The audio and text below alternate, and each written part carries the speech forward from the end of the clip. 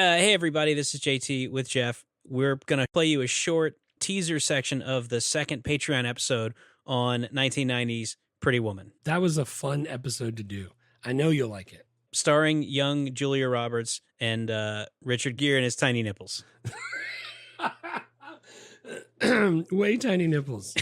Driving a Lotus Esprit. So if you want to hear the full episode or any of the other 1990 movies we're going to do, you can go to patreon.com, Movie Life Crisis, or you can go to movielifecrisis.com and sign up there. And we may keep posting like short teasers here just for the first couple because we're super excited for these bonus movies we've been doing. Yeah, plus all your friends are doing it. You should sign up. It's fantastic. Yeah. Welcome to Movie Life Crisis.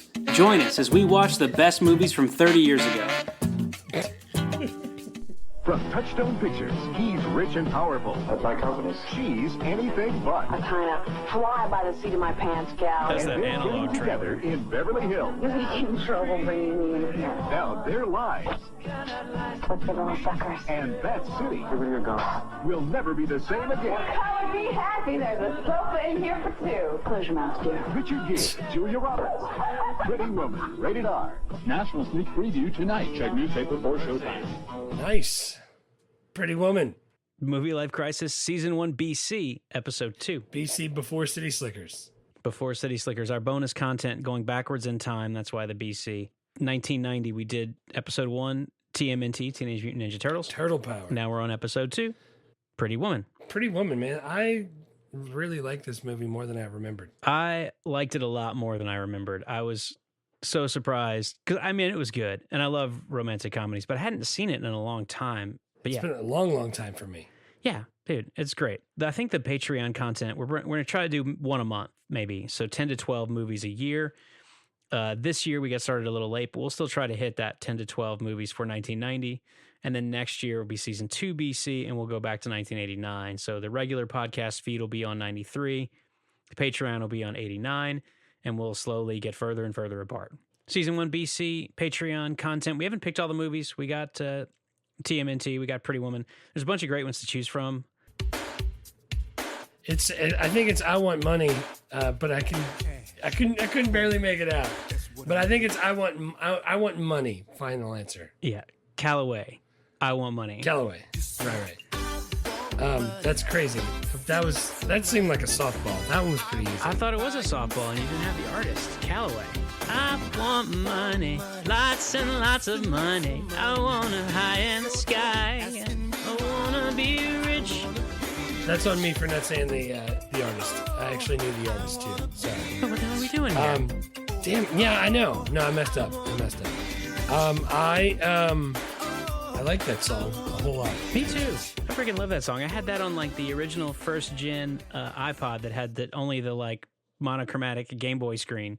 Yeah, and And the this little thing that ratchet didn't have an wheel. actual wheel. You would just drag your finger through a little clear plastic ditch. I like that.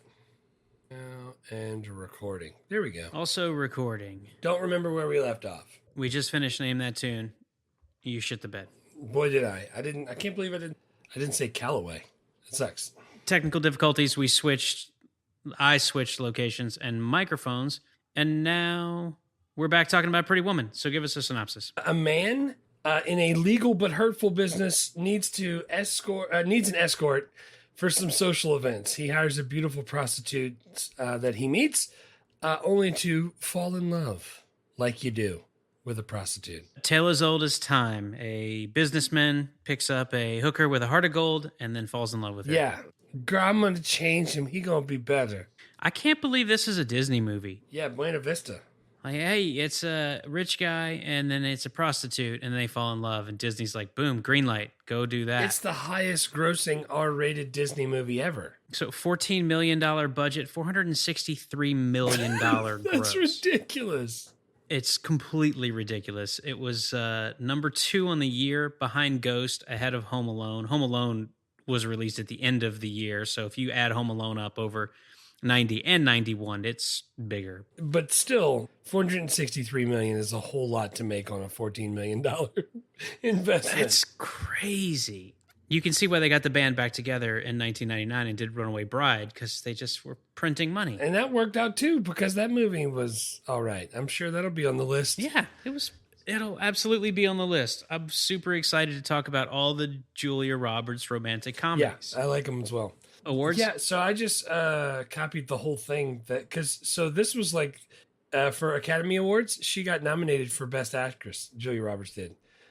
She didn't win, but that nomination from the Academy kicked her career off. Really kicked it off. And being in a movie that did $500 million. That helped also.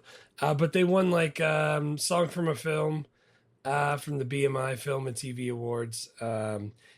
She won Best Actress in the Golden Globes. She won Best Asterisk. That's because she did steroids. Yeah. Kids' Choice Awards, she won Favorite Movie Actress and Best International Actress in the Jupiter Awards. People's Choice Awards was the Favorite Comedy. So it won a bunch of stuff, and it was nominated for even more. Should we be concerned that the Kids' Choice Awards awarded this R-rated movie that stars a hooker? No, of course not. It's Julia Roberts. Okay, cool. I mean, this was I was 10, so I didn't know it at the time, but this was a cultural phenomenon. This movie was giant. And looking back at it now, whatever we are, 32 years later, I guess, you can see how many pieces of this movie are iconic and have been parodied 15 times. Yeah, I was going to say, there's, even when I think about the movies that are kind of like this, I was like, oh, wait, that's, and not that this movie wasn't, cliche and fit a certain formula. It's just, there's a lot of movies after this that they took their cues right from the way they made this one, the way they made it a comedy and also kind of real, but then also kind of fairy tale-ish, all of that. Well, and then just stuff that became rom-com tropes, like the trying on clothes montage. We've seen that freaking 20 times. I think this might have been the first time. Dude, you're the montage expert. I know you'd be loving montages. Normally it's a training montage that you love, but the training montage is my favorite. The trying on clothes montage is pretty good. It seems like there was we had a trying on clothes montage in City Slickers. Was there 80s montages? It seems like I can picture I don't know, freaking Madonna and Sarah Jessica Parker trying on clothes. I don't know. I'm not good at that. Yeah, maybe this wasn't the first one. We'll as the BC tour continues, we'll figure that out. But also the jewelry box, clapping that close. I've seen that parodied at least 10 times. Yeah, that's my dad's favorite part. Yeah, and we'll talk about that later when we talk about the scenes. But anyway, freaking huge movie, came out of nowhere, big. Launched Julia Roberts, got him a bunch of awards. No sequels or spinoffs. I didn't see anything. I didn't see any either. No. I don't have any recollection of seeing this movie first because I was 10 and it was rated R. I'm sure I probably saw it in high school in the mid-90s. Yeah. I loved rom-coms, and also love rom-com. They don't make them anymore, but I still love them. So I saw all the Julia Roberts movies. And when you were watching Julia Roberts' filmography, this is where you started. You didn't start with Mystic Pizza. Maybe you would start with Steel Magnolias, but I think Steel Magnolias is after this. I can tell you. 89. Huh. Dude, Steel Magnolias, I've never seen that movie all the way through. I know that's probably bad. I love Steel Magnolias. I've seen it a bunch of times, but it's an ensemble, and she has a part, but she's not the lead. And this is the Julia Roberts lead rom-com. This is the beginning of that kind of unparalleled 15-year streak. Dude, I was the same way. I never saw it. I was 12 when it came out, so I can't see an R-rated movie when I'm 12 unless I stay up really late and sneak it. So I knew I wasn't allowed to see it, but this is to me, this was put in the same chunk as Dirty Dancing.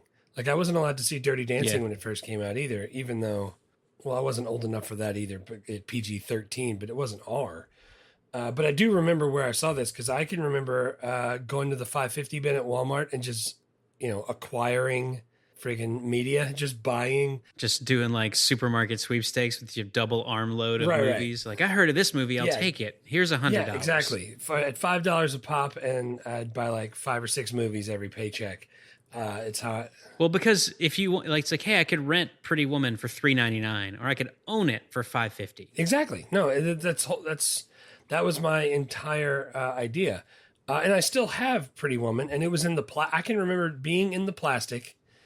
And Jessica, that lived at the other end of my apartment complex, came over one day with her girlfriend and said, "Hey, we're looking for a movie to watch."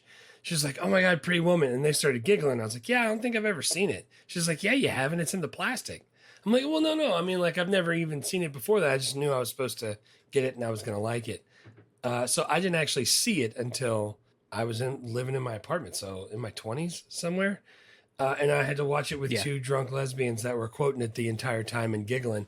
But it made me like it almost even more. So Yeah, that sounds awesome. I don't remember the first time I saw it. I know I remember it. Like I've only seen Dirty Dancing maybe one time. If we do that one, that'll be kind of brand new to me. But this movie I've seen at least a couple times because I remembered a lot of it. Yeah, me too.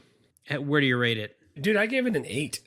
Yeah, I really liked it. Again, it's kind of cliche. It's kind of a formula there, and using the fairy tale whole fairy tale thing. But I liked it, man. It was really good. I was like giggling, and it made me feel stuff like emotions. I like that. I gave it an 8.5 out of 10. Same. Like it's just, I know you can't make a rom-com that isn't really cliche, but I thought this one kind of leaned into the cliches, and maybe it was a little early on. So maybe it was before some of them became so cliche. But dude, it had great dialogue. It had great performances. I liked the direction, the soundtrack fucking slaps. Yeah. It's just so good. Just so you know, my family is very sick of me walking around singing "Go West." That's a great song. I was writing down songs throughout the movie, and I was like, "Holy!" I remember this soundtrack. My mom had this soundtrack on tape, and the cover of the tape was the movie poster with like fake Julia Roberts' head photoshopped onto some other woman's body. Double. And Richard Gere with black hair leaning back to back. Right. I was cooking last night and singing King of Wishful Thinking, and everybody was just like, "All right, enough." And I was like, Then I tell myself I'm over you. I'm the king of wishful thinking. Dude, that song is friggin' We talked awesome. about Charles and Eddie being a bad video and the song being kind of good. This one is way worse. They do like this Pretty Woman style. Guy gets out of a limo and then throws him a microphone and he just starts singing. And he's got this really Elaine Bettis kind of dance that he does while he sings. But I'm sorry, the song's fantastic. It really is.